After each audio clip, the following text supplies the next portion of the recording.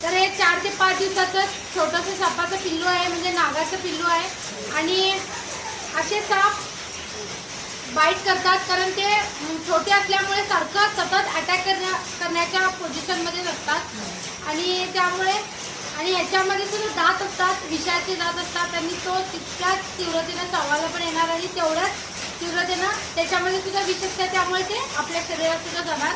त्यामुळे लोक म्हणतात की छोटासा साप पकडला हा काय, पण मोठ्या सापापेक्षा छोटा साप पकडणं खूप अवघड असतंय. कारण जे आम्ही शेपटीला पकडतो सापाच्या लेफ्ट जे असते त्याच्या तोंडापासून आमच्या हातापर्यंत कमी असते, त्यामुळे साप डायरेक्टली अटॅक करू शकतोय. तर याला म्हणून मी अशा स्टिकच्या सहाय्याने याला पकडलेला आहे.